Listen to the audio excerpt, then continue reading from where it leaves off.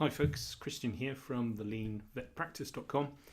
Today I wanted to talk to you about lean as a business strategy. Now, business strategy is or can be a little bit vague. So what do we mean by that? Well, I think those people who are used to lean and the terminology understand lean as more of an operational strategy. So the way you do your day-to-day business, not necessarily as a way to take your business forward and compete with other practices.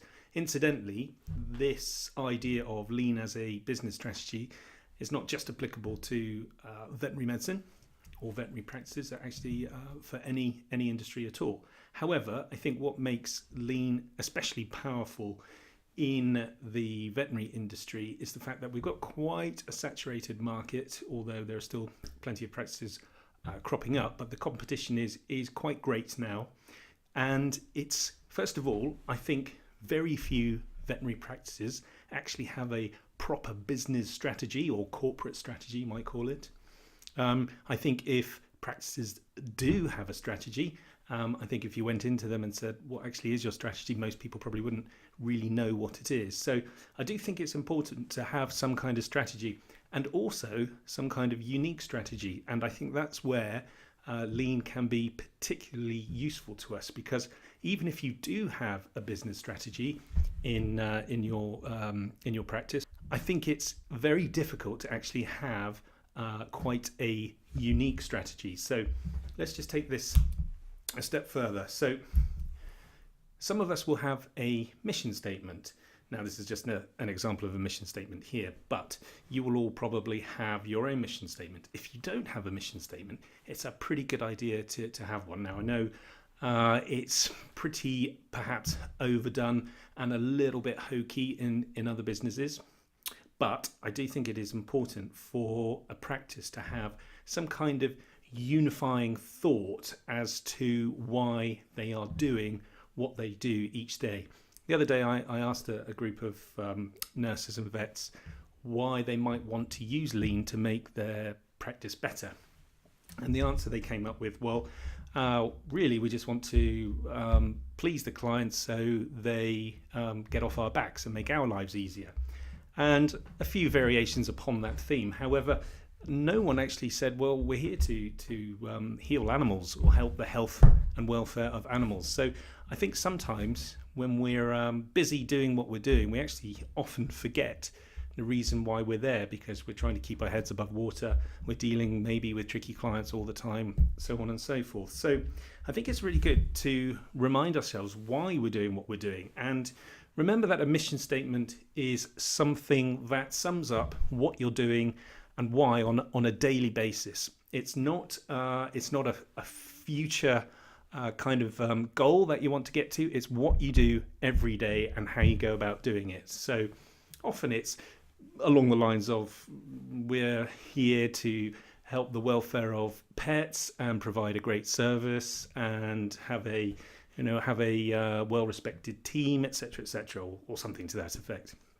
However, if we are really thinking about moving our business forward, particularly if we're thinking about trying to get ahead of the competition, we really need a vision statement. Now, some people feel they have vision statements, but once again, they may not be quite really a vision statement. A vision statement is something fairly short and snappy, and it's very aspirational, and it is in the future and quite well in the future.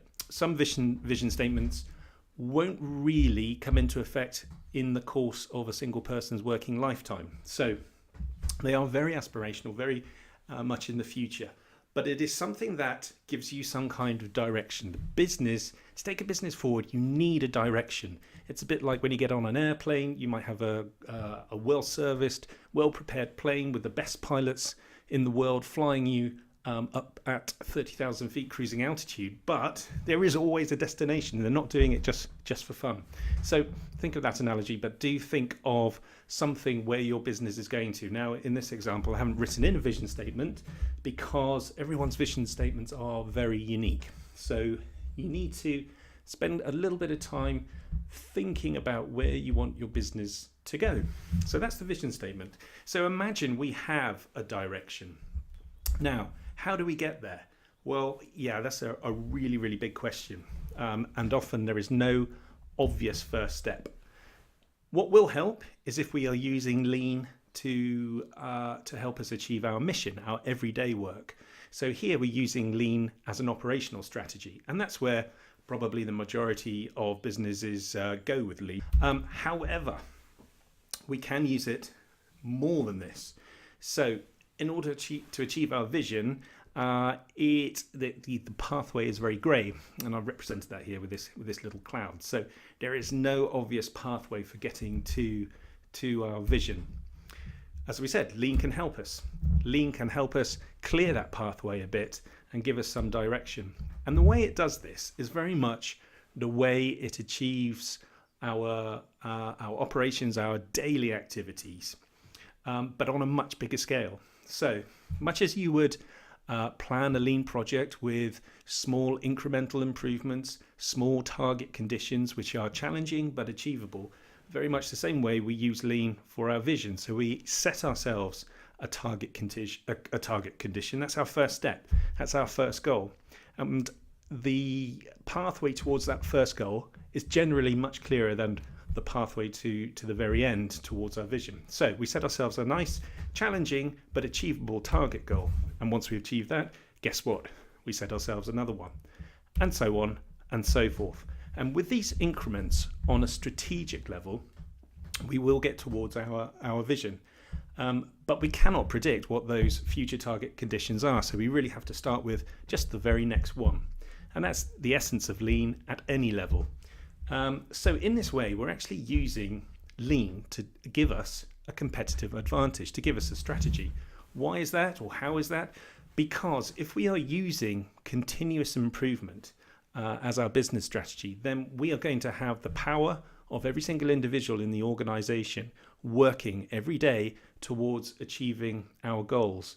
And I think that is something that is greatly overlooked, and something that the veterinary profession could use much to its advantage by really harnessing the power of our staff. If we have every single member of staff coming in every day, embracing the philosophy of lean and looking towards making those small incremental improvements every day, and you times that by the number of staff that you have, by the number of times they do this every day, obviously by the number of days in a year, then that really is an extremely powerful strategy. So do not think of lean just as something to get your day's work done and make things easier for you.